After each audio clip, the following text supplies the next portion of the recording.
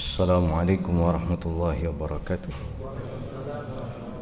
Alhamdulillahi wa syukrulillahi wassalatu wassalamu ala rasulillahi Muhammad ibn Abdullah wa ala alihi wa ashabihi wa man wala. Asyhadu an la ilaha illallah wahdahu la syarika lah wa asyhadu anna Muhammadan abduhu wa rasuluh. Wa qala ta'ala ya ayyuhalladzina amanu taqullaha haqqa tuqatih wa la tamutunna illa wa antum muslimun. Amma ba'd. Dengan anugerah dan pertolongan Allah semata maka saya bisa datang tepat waktu mepet gitu ya. Dibarengi dengan nervous, artinya sudah panik saya karena pas adzan itu saya masih di depan gudang garam Bungur Rasih. Mikir saya sudah, wes ketelat. Karena apa? Macet total. Total macet. Tapi akhirnya dengan ngelimput ya. Kalau seandainya naik mobil ya sudah wassalam ya. Jadi ada usaha manusia tetapi juga supaya tidak panik akhirnya pasrah. Ya sudah pasrah saja. Masuk KNU wong sing ngimami pikiran saya gitu. Gampang aja, dibikin gampang ya. Nah, alhamdulillah saya diberitahu bahwasanya ceramah ini hanya 15 menit ya. Alhamdulillah, jangan lama-lama, kalau lama bosan. Dan setiap malam diceramahi saja ya. Mudah-mudahan bapak-bapak ini dengan sabar, tekun, telaten mendapatkan ilmu sedikit demi sedikit, walaupun tidak mondok barangkali makin banyak ilmunya jadi bukit gitu ya. Jadi ada ayat yang sangat menggembirakan bagi hamba-hambanya ini, dikatakan yarfa'illahu alladhina amanu minkum walladhina utul ilma darajat ya. Allah akan mengangkat derajatnya orang-orang yang beriman di antara kalian dan orang-orang yang diberi ilmu. Jadi orang beriman itu tidak cukup. Supaya tidak dibodohi orang, maka kemudian harus berilmu. Nah, di antara berilmu dengan begini, tidak usah bayar. Ya kan? Kalau kita kuliah bayar. Nah, maka kemudian Allah memberitahu diangkat dengan beberapa derajat. Derajatnya kita tidak tahu berapa derajat. Ya. Sama dengan kalau orang itu menuju masjid, niatnya karena sholat jamaah, maka kata Rasulullah, barang siapa wadzalika annahu idza tawadda'a fa ahsana al-wudu'a thumma kharaja la yukhrijuhu ila shalah lam yaqtu khutwatan illa rufi'at lahu bi darajatun wa khuttat anhu biha qati'atun. Kata Rasulullah, orang yang sholat jamaah itu satu langkah pertama, satu langkah saja fungsinya dua, kata Rasulullah. Asalkan niatnya ke masjid hanya untuk sholat jamaah. Kenapa ditekankan ini? La yukhrijuha illa sholatu. Tidak ada yang mengeluarkan orang yang la yukhrijuhu ini kecuali sholat. Karena untuk saat ini mohon maaf, maghrib itu ramai sekarang, berduyun-duyun. Lah ini niatnya golek bukuan apa golek sholat jamaah, gitu masalahnya. Allah yang maha tahu ya. Allah yang maha tahu. Yang dinilai oleh Allah, yang diangkat derajatnya itu adalah orang yang karena sholat jamaah. Terus kemudian akan dihapuskan satu kesalahannya, satu langkah saja ya. Itu akan mengangkatkan derajat lebih tinggi. Pemahaman para ulama, perbedaan satu derajat itu kira-kira 1 tahun perjalanan. Wih, berarti dokur banget ya. Nah, darajat itu Pak, kita itu supaya tahu ada darajat, darajatun, darajata, ini darajat. Dan itu Allah mengatakan darajat. Darajat itu ketinggian, ke atas. Nah, orang itu besok kalau masuk surga Pak ya, itu masuk surga yang paling rendah. Itu orang begitu masuk itu dikatakan la yabghuna anha hiwala. Orang nanti tidak pingin pindah walaupun satu langkah saja, tidak pingin bergeser, saking nikmatnya surga itu. Tapi nanti Allah akan menawarkan kepada orang itu sesuai dengan derajatnya. Yang kayak ini sholat jamaah, yang kayak ini nuntut ilmu, itu ditawarkan oleh Allah. Kamu gak pengen termasuk surga itu, ada bintang seperti di langit itu, nah itu surgamu. Enggak ya Allah, di sini saja. Tapi Allah ngangkat orang ini. Terus begitu sampai sana, ya Allah, nikmat yang bagaimana lagi ini ya Allah. Mudah-mudahan kita itu ya. Masya Allah. Nah kemudian jadi saya sengaja membawakan nasihat dari Rasulullah. Ya, Rasulullah itu kalau memberi motivasi itu kadang-kadang dibuat suatu simbol gambaran-gambaran, misal-misal, permisalan, al-amthal gitu supaya orang ini faham. Allah itu juga daraballahu matalan kalimatan thayyibatan misalnya. Allah itu membuat perumpamaan-perumpamaan. Rasulullah itu juga membuat perumpamaan. Pernah Rasulullah itu dengan kehangatan persahabatannya, ada sahabat sangat muda. Itu namanya Abdullah bin Umar, terkenal dengan Ibnu Umar. Ya. Jadi kalau Abdullah itu banyak. Ada Abdullah bin Amr, ada Abdullah bin Mas'ud, Abdullah bin Abbas gitu ya. Terus ini ada Abdullah bin Umar, anaknya Umar bin Khattab. Anaknya Umar bin Khattab tuh cerita gitu, katanya Mujahid itu. Akhadha Rasulullah sallallahu alaihi wasallam mankibi. Ini kalau dibaca mankibai bisa, tapi mankibi. Kalau dalam Bukhari mankibi, dalam Riyadhus Shalihin mankibai. Kalau mankibai berarti dua pundak saya dipegang oleh Rasul. Berarti dipegang dua tangan dong. Tapi dalam hadis Bukhari dikatakan mankibi. Aku dipegang pundakku oleh Rasul. Satu pundak berarti cukup satu tangan. Gini saja oleh Abdullah itu diceritakan, Pak. Dikenang sepanjang hayatnya. Aku pernah oleh Rasulullah itu dipegang pundakku. Gak sembarangan orang dipegang pundaknya oleh Rasulullah, Pak.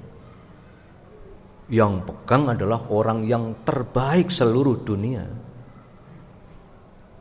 Kalau misalnya bapak-bapak dulu pernah dipegang oleh Gus Dur saja ndak lupa-lupa kok ya. Aku pernah lu dipegang Gus Dur gitu. Itu saja, apalagi kalau yang megang itu misalnya Rasulullah. Makanya diceritakan oleh Abdullah. Katanya apa? Begitu dipegang, tapi Rasulullah kemudian memberi wejangan. Kun fid dunya ka'annaka gharibun aw 'abirus sabilin. Abdullah, ya Ibnu Umar, jadilah kamu di dunia ini seperti orang yang sedang merantau. Atau kamu ini seperti orang yang sedang menyeberang jalan. Sederhana Rasulullah itu. Jadi Rasulullah itu kalau memberi nasihat itu tidak seperti orang kita sekarang. Tele-tele gitu. Ternyata ini titik. Tapi kalau Rasulullah itu setitik itu mengembang besar gitu. Rasulullah pernah jenengan itu tahu hadis tentang ya Rasulullah, ada kejadian ya Rasulullah. Saya beberapa hari yang lalu itu pergi melaut. Sayangnya kami hanya membawa air cukup untuk diminum. Pas waktunya duhur di tengah laut, kami bingung ya Rasulullah. Kalau saya habiskan minum, saya tidak bisa wudhu. Kalau saya gunakan wudhu, saya nggak bisa minum. Akhirnya saya minum ya Rasulullah. Dan saya wudhu dengan air laut. Bolehkah Rasulullah berwudhu dengan air laut? Rasulullah menjawabnya apa? Bukan boleh. Kalau boleh untuk wudhu, bagaimana boleh yang lain? Rasulullah jawabannya gini. Air laut itu al-bahru itu dengan tahurun ma'uhu wal hillu maitatuhu. Air laut itu ya suci airnya dan halal semua bangkainya. Mek ngono tok ada situ. Tapi itu kalau dimaknai panjang itu, Pak. Kenapa? Kita boleh makan teri, makan pindang, makan tongkol dan lain sebagainya. Padahal Pak, hurrimat alaikumul maitah, diharamkan bagi kamu bangkai. Dan tidak boleh dimakan tanpa dibismillah. Tapi kan kita tidak pernah menyembelih tongkol toh, Pak. Kenapa? Ada hadis ini. Kalau seandainya nggak ada hadis ini, berarti kita sibuk menyembelih iwak. Nah, gitu ya. Wah, ini luar biasa hadis. Kita lanjutkan hadis yang pertama. Saking tegangnya gitu. Umar bin Khattab, kok seperti ini ya? Jadi manusia itu diibaratkan orang yang sedang merantau ke negeri jiron, ke negeri tetangga. yang tujuannya ke sana. Gharibun itu artinya orang yang pergi dalam rangka mengundi nasib. Dia ingin memperkaya di sana supaya nanti kalau pulang dianggap orang yang sukses. Jadi tidak ingin menetap di negeri itu. Dia pinginnya apa? Pulang. Karena dia adalah orang asing. Jadi tidak kerasan di sana. Jadi di sana itu tujuannya hanya cari rezeki sebanyak-banyaknya, kemudian dia pulang. Begitu ya. Kok ya sama dengan kita ya. Kita ini ada yang dari Tarenggalek, ada yang Tulungagung, ada yang dari Pacitan, Blitar, saya ini dari Jember dan sebagainya. Itu kan pinginnya di kota ini kan kita jadi orang sukses ya Pak. Nanti kalau Idul Fitri, kalau bisa pulang dengan kendaraannya sendiri, naik mobil, jangan naik becak ya Pak, melas. Nah, becak numpak apa? Numpak bis munda, aduh melas banget. Naik sepur, leren ngantri, kadang-kadang cari gratisan. Itu karena melas. Tapi yang kita inginkan kita sukses di kota ini. Kemudian kalau kita pulang itu kemudian diwaduh-waduhkan sama tetangga. Masya Allah sukses ya, mobilnya bagus, apalagi tum-tum duwe gitu. Masya Allah. Ya kan, itu digambarkan begitu. Nah maka kemudian ya, kita ini ternyata semua dalam perantauan. Mau tidak mau kita nanti pulang. Pulang itu diharapkan oleh Allah kita itu membawa bekal yang banyak. Pulang itu adalah pulang ke negeri akhirat. Karena dunia ini hanya sauntoro. Makanya kata Abdullah bin Mas'ud, dikatakan Rasulullah itu pernah ketika tidur siang, itu alasnya, jadi Rasulullah itu tidak punya karpet, tidak punya kayak kita begini, hanya tikar anyaman dari daun korma.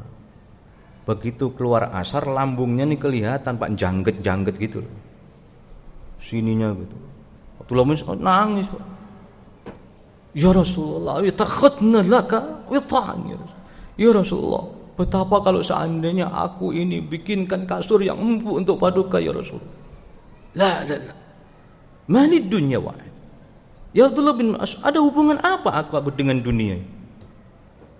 Mad dunya illa, dunia ini bagi saya kecuali karakibin, seperti orang yang menunggang kuda menempuh perjalanan yang panjang. Terus kemudian apa? Fastaraha, ya kan? Karakibin fastadalla ala syajaratin raha, ya kan? Tsumma tarakah. Kata Rasulullah, aku hidup di dunia ini ya Allah, hanya ibaratnya orang yang sedang mengendarai kendaraan di siang yang bolong, kemudian aku turun hanya untuk ngiyup, berteduh di bawah pohon yang rindang itu, aku istirahat, kemudian berangkat lagi.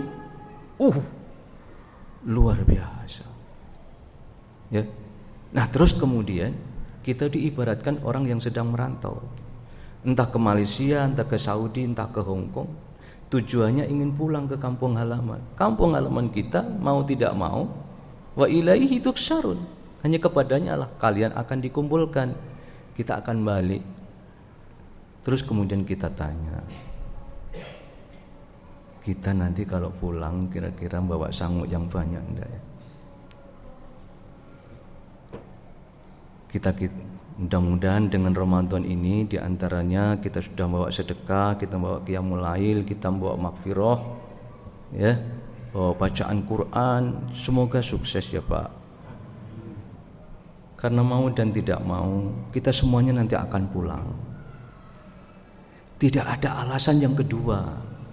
Ndak, aku sudah kadung kerasan di sini. Enggak ada. Karena kita ini gharibullah. Ya, karena ini kita ini adalah gharib, orang yang menuju perjalanan tapi akan kembali kepada Allah.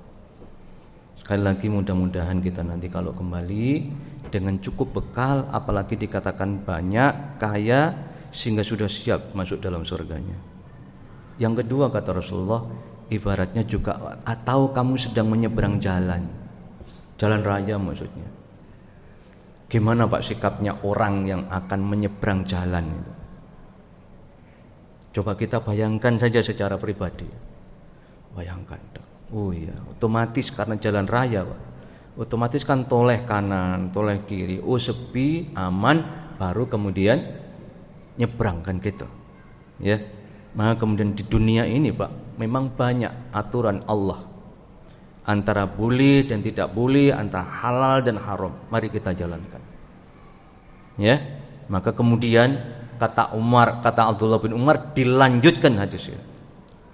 Ditambahi ulama bin Khattab menasihati orang lain. Ya, katanya apa? Idza asbahta ya, fala tantiril masya. Wa idza amsayta fala tantiris shalah, katanya. Makane lek wis pada waktu pagi ada kesempatan untuk berbuat, jangan ditunggu sampai sore. Kalau sudah sampai pada waktu sore, di situ ada kesempatan untuk berbuat amal soleh, kata Abdullah bin Umar, jangan ditunggu sampai besok pagi. Khud min sihatika limaradika, gunakan ya waktumu mumpung masih sehat sebagai persiapan untuk hari sakit.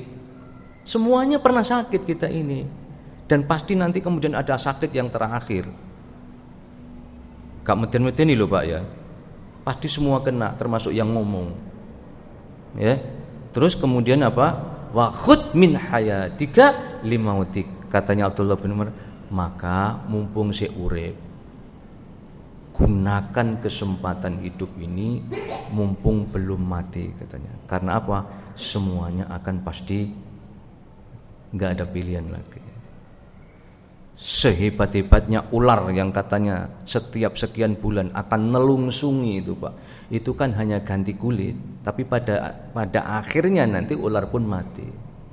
Lah kita ini sudah tidak nelungsungi ya Pak, ujuk-ujuk moro-moro gitu. Lah kita itu sering kena kata moro-moro tuwo.